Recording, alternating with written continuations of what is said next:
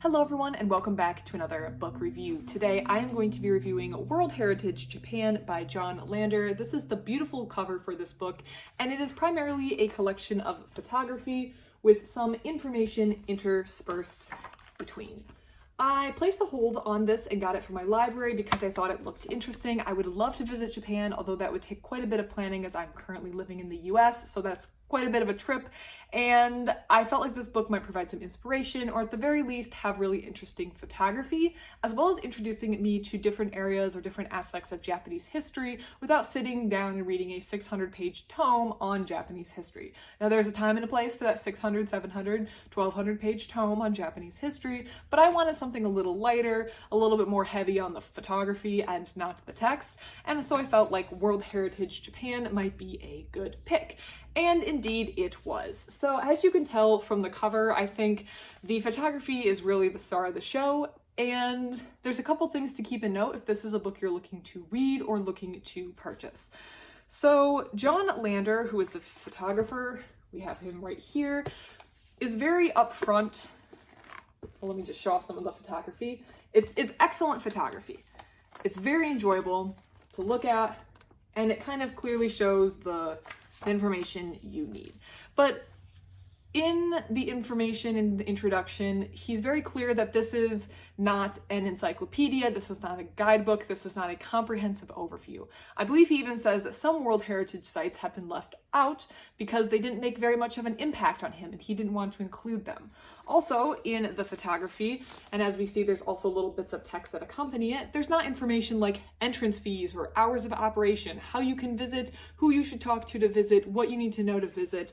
It's not designed to be a guide. So this isn't a book that you want to get if you want to know, how do I visit these sites? If I want to visit these industrial sites, how do I visit? No, the book is more focused on here's a brief history, here's some information, and here's some basic photography. And even the photography itself is not designed to be like brochure, guidebook, map level photography.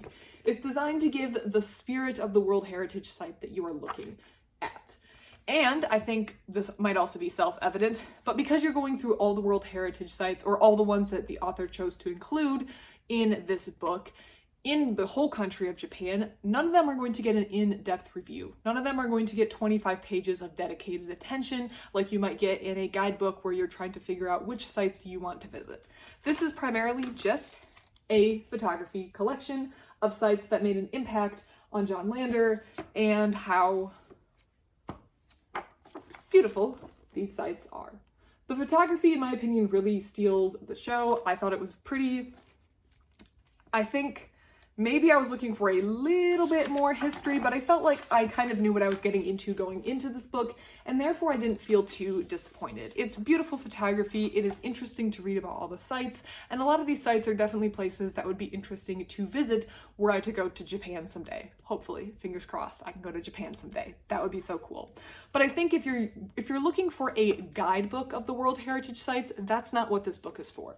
And I'm really emphasizing this point because I have read and reviewed a lot of books at this point, over 400, 500 at least on this YouTube channel, and I've been a reader my entire life. I feel like the number one reason I don't like a book, or I'm disappointed in a book when I take it home from the library, is expectations. I expected it to be one thing and it was something else. If I went in with proper expectations, I might be less disappointed. So the expectations, or what I believe the book to be about, is kind of important. So I want everyone who gets this book to understand this is primarily general photography of World Heritage sites that were interesting through the lens of John Lander. That is what this book is. It's not a guidebook, it's not a travel book, it's nothing of that nature. This is designed to just be an interesting photography overview of beautiful World Heritage sites in Japan. But if that is what you're looking for, I definitely recommend getting this book, as long as you have the right expectations. It is very cool, very interesting. I loved reading about the sites on Okinawa. I felt like I knew that Okinawa had definitely a distinct history from Japan, and now that I've read a little bit about it in this book, I feel like I want to get a bigger book that kind of